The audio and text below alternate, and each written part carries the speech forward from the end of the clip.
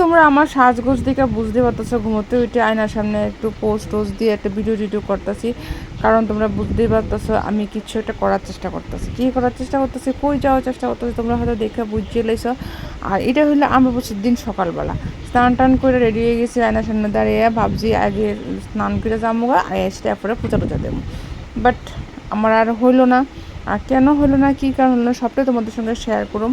আমি একটু আয়নার সামনে দাঁড়িয়ে নিজের একটু দেখালে দেখতেই পারতেছো, মানে নিজেরা দেখতে দেখতে আমি ওইরান হয়ে যাচ্ছি, আমি পাগল হয়ে যাচ্ছি। নিজে দেখতে দেখতে এরকম লাগতেছে এখন আমার।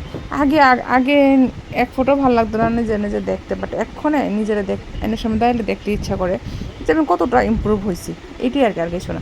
তো যাই হোক, দেখো আয়া পড়লাম ঠাকুরঘরের কাজ করতে, কারণ বাসন দিতে। আজ জিমে যাওয়া হইলো না, কারণ জিমে গেলে আইতে লেট হয়ে যাবে, অনেকটা লেট হয়ে গেছে, আজকে এমনি তো অনেকটা লেট হয়ে গেছে।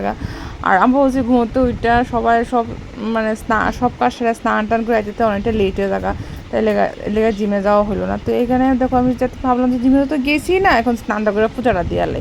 তো আমি ফেললাম ঠাকুর করে বাসন টাসন দিয়ে ধুইয়া তারপর যাবো ঠাকুর করে পূজা দিতে।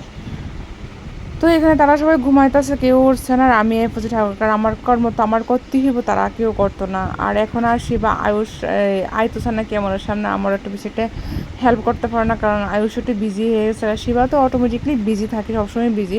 আয়ুষের বিজি, যতটুকু সময় পায় আয়ুষের পড়া খেলা তার মাস্টার বাড়ি এসব নিয়ে বিজি থাকে। যাই হোক, ঠাকুর ঘরের কাজ কমপ্লিট করে ঠাকুরের বাসন দিয়ে ধুয়ে একটু সায়া করলাম একটু সিঁদুর দিতে।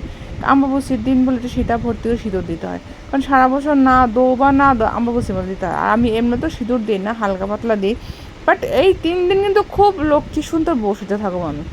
জানি না তোমরা এরকম করো কি না, বাট এই 3 দিন একদম লক্ষ্মীর মতো বসতে থাকো। তো সিঁদুর টিঁদুর দিয়ে আয় ফেললাম ঠাকুর করে, কারণ আজকে অনেক কাজ আছে, কাজটি কমপ্লিট করতে দিব। ঠাকুর করে এসে ঠাকুরের সামনে ধূপকাঠিটা মোমবাতি ধরাই দিলাম, আর ধূপদানিটা একটা সুন্দর একটা ধূপদানি দেখলে বুঝতে পারবা ধূপটা নিচের দিকে বাইরে, মানে ধোঁয়াটা আর কি। দুপুর দিয়ে ধূপ করতে হলে ধোঁয়াটা নিচে বাইরে। আর ফেললাম গাছের থেকে ফুল ফেলাতেছি, আর আমার চেহারা দেখে বুঝতে পারছি আমি খুব বিরক্ত হয়ে গেছি, কারণ সকালবেলা এসে আমার বাড়িতে সব ফুল হয়ে গেছে, আর আমি ফুলই পাইছি না, মানে একদম অল্প কয়েকটা ফুল পাইছি।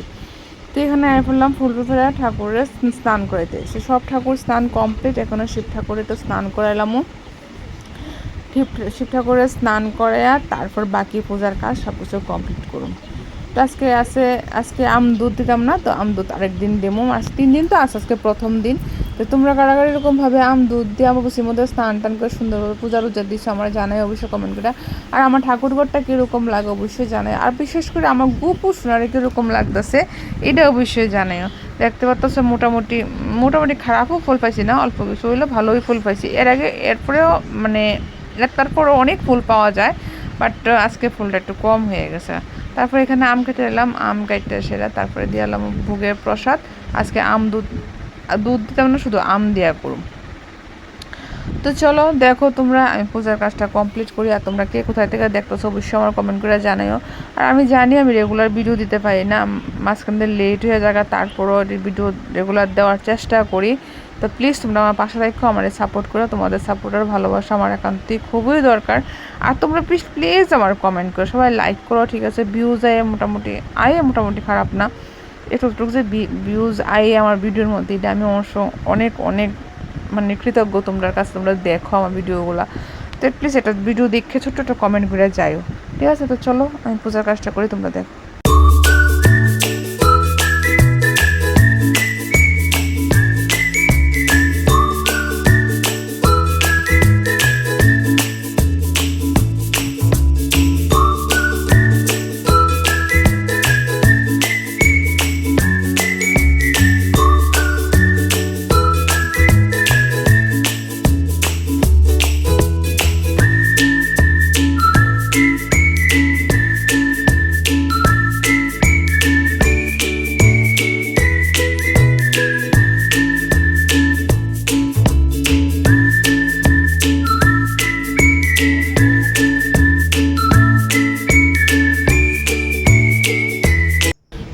কাজ শেষ করে ফেললাম রান্নাঘরে কাজ করতে। রান্নাঘরে এখানে মামি সব কাজ টাজ করে গুছাই থুয়ে গেছে।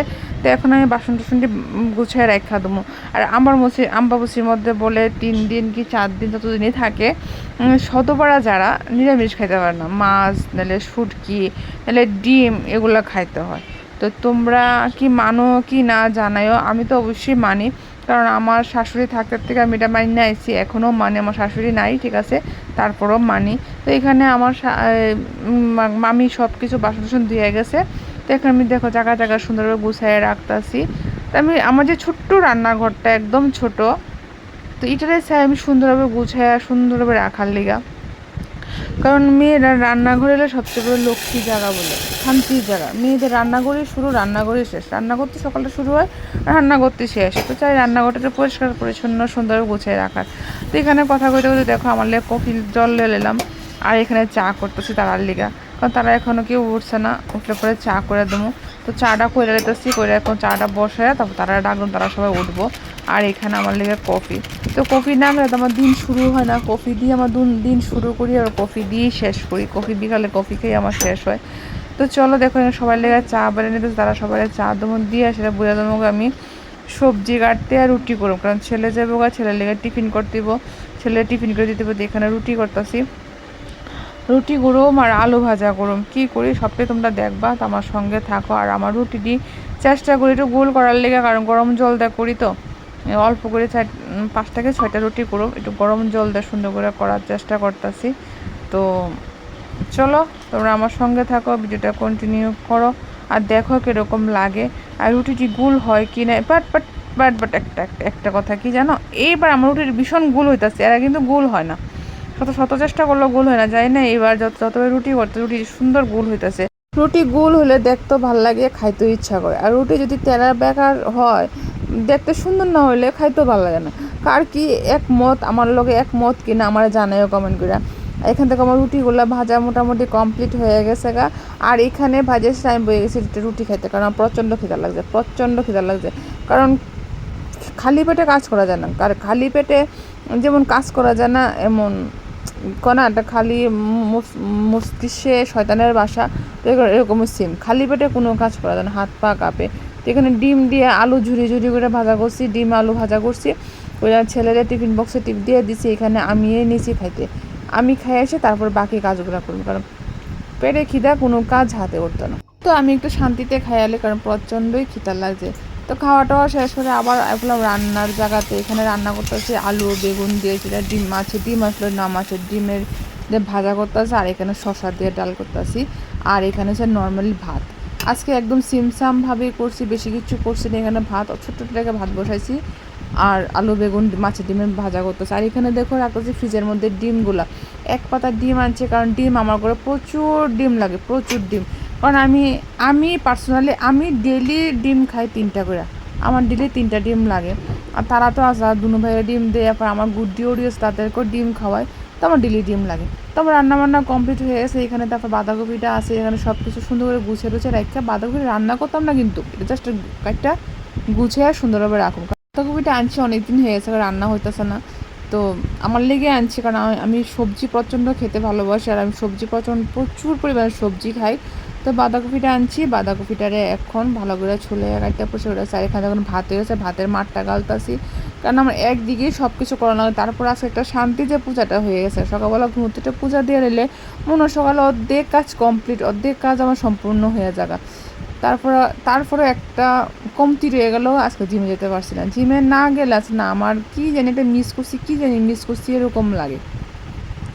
তো দেখো আমার রান্নাবান্না কমপ্লিট হয়ে গেছে। এখন যেমন সব যত বাসন বুসন আছে রান্নার পরে যে রান্নাঘরটা অবস্থায় থাকে না, এই রান্নাঘরটা পরিষ্কার করতে যাকে অনেকক্ষণ সময়।